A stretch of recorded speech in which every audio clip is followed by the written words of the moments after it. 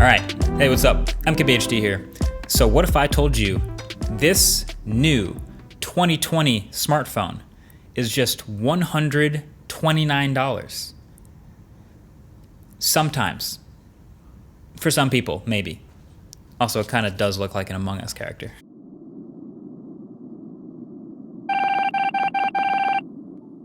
But this new Poco M3 is popping up on a lot of radars right now. It's a really interesting phone from a really interesting company. So this Poco company just went independent from the brand Xiaomi. It was originally the Xiaomi Poco phone. Now Poco's independent by themselves. But I wouldn't put as much stock in this new independence as they probably want us to.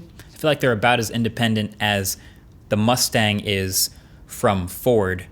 You know, there's no Ford logos on any Mustangs, but we all know that they're getting some of the expertise and manufacturing and financial support from that bigger company still. So Poco by themselves is not a small company, but they definitely want to look like and act like one. But that being said, this Poco M3 is insane value as a full-fledged smartphone. I've talked about this in the past, how budget phones are getting better around $400, $300, even $200.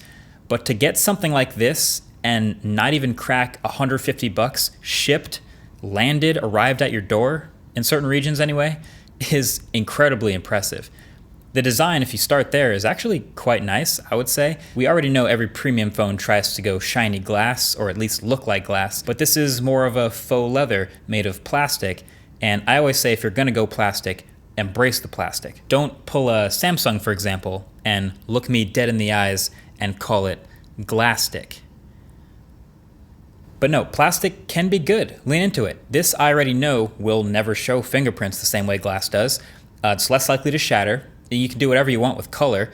It's nice. Plastic is fine on cheap phones. Then there is, of course, that cutout at the top with the bold Poco branding on it that kind of looks like it glows sometimes, even though it's not. They're really leaning into this. It looks kind of like that Cyberpunk OnePlus phone window now. And there's a triple camera system up here, 48 megapixel main sensor, 2 megapixel macro, and 2 megapixel depth sensor. So I feel like you already know where I'm going with this one. The best budget smartphone cameras are single camera systems. Pixel 4a, iPhone SE, maybe 2 cameras at best if they toss an ultra wide in there. But this doesn't have an ultra wide, yet adds 2 more 2 megapixel sensors for macro and depth.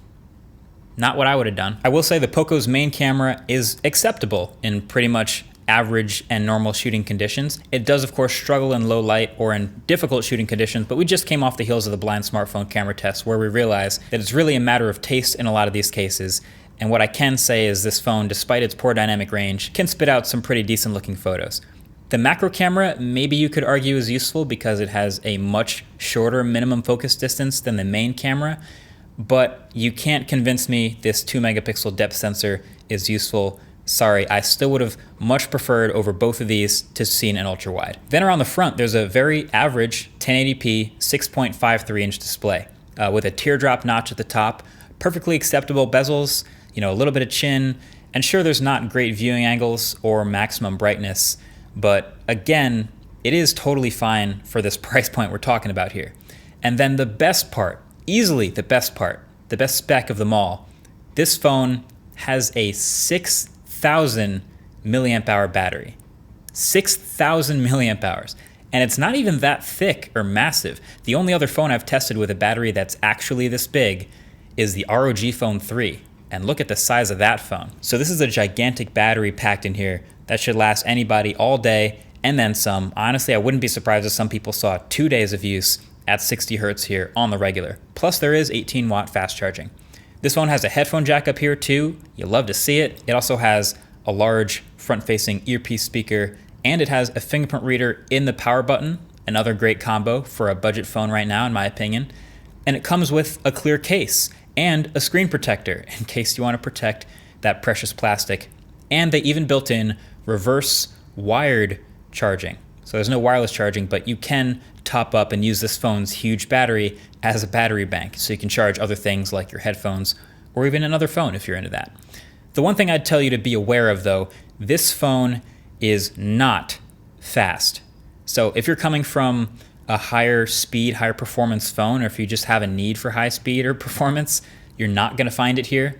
This phone's rocking a Snapdragon 662 and 4 gigs of RAM. And with that spec, I found myself waiting for everything. Waiting for the camera to open, waiting to snap the picture, waiting for all the apps really to open, waiting for apps to close, waiting for multitasking, waiting for animations to finish. It's just a slow phone, and it's impossible not to notice that.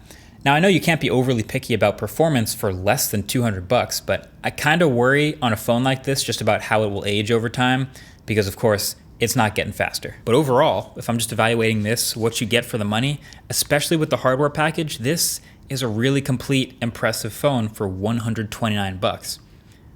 So, seems like that's it. That's what you should print as the headline, right? Amazing $129 phone. Well, let's talk about that. I've wanted to talk about this concept for a while. There's a lot of different versions of ways to talk about price in phones, especially in this ultra low budget category. Never really put them all in one place. So this particular phone has made a lot of headlines as a $129 phone, which is impressive. Like in this race to the bottom where we're trying to make the best like ultra low budget thing you possibly can and undercut everyone, that is a nice headline to grab. But that $129 price, as you may have heard, is what's called their early bird pricing, which means that for a limited time or a limited volume, you can get the base version of this at the lower price, and there's lower early bird prices. Then once that volume is up, once that time is up, the price goes back up to the regular prices permanently forever. But all those articles and all those headlines about the $129 phone stay up. So okay, you might be thinking, well, how long does this early bird thing last? A couple months, couple weeks, couple days? Well, they'll never say. They don't want you to know, but there's plenty of science and studies behind this whole early bird pricing model. The idea is it's very brief. They want you to not think too hard, and they just want you to buy fast, and then as soon as that's all over, it'll just rise back up to the normal price. And that's how they get you. The early bird version tends to be sold out very, very quickly, but with this phone returning to its normal price shortly after, and all those headlines remain. So now, if you get this phone, if you're a YouTuber or if you're writing an article, do you write as your headline that this is technically a $129 phone? Even though most people reading the article or watching the video will not be able to get it at that price? Tough to say. But then the other version of this this little price trick that they like to play is basically the concept of a base version that is cheapest and has a number that's really appealing, but that you probably shouldn't buy, probably because there's some obvious upgrades.